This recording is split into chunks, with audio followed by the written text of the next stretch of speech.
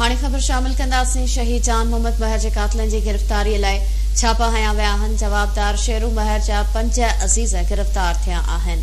अहम ख़बर असां सां शेयर कयूं पिया।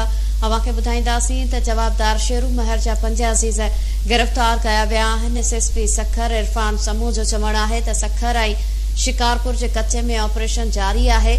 गिरफ़्तार जवाबदारनि में मुख्य जवाबदार जो भेणीवो बि शामिल आहे, जॾहिं त शेरू महर जा गिरफ़्तार अज़ीज़ शहीद जान मोहम्मद महर जे कातिलनि सां राब्ते में आहिनि।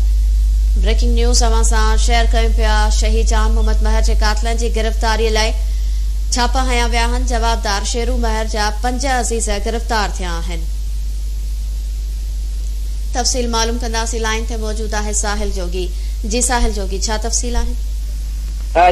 सखर पुलिस पारां शहीद जान मोहम्मद महर जे कातिलनि जी गिरफ़्तारी लाइ छापा हया पिया वञनि। अहिड़ी दावा कई आहे SSP सखर इरफान समूह। उनजो चवणु आहे त सखर ऐं शिकारपुर जे कचे में गॾियल तौर ते ऑपरेशन जो सिलसिलो शुरू कयो वियो आहे। जीअं सखर में अगरि रहनि था मुख्य कातिल त उहे जेकर फरार थी वञनि शिकारपुर तरफ़ त उन्हनि खे उते गिरफ़्तार कयो वञे।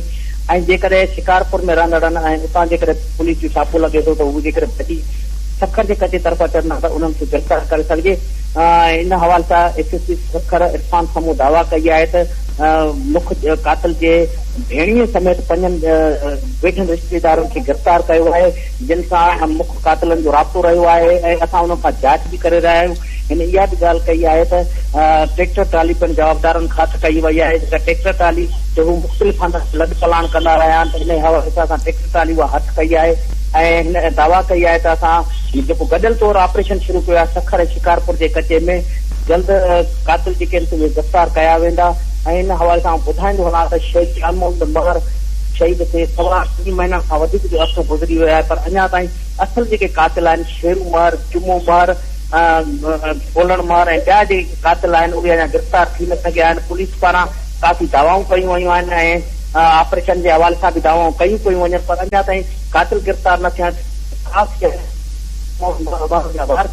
उन्हनि में बेचैनी पकड़ियल आहे ऐं मुतालबो कयो आहे त जल्द खां जल्द जेके असल कातिल आहिनि उन्हनि खे गिरफ़्तार कयो वञे। वरी महिरबानी नाज़रीन, सखर खां साहिल जोगी तफ़सील ॾिना आहिनि।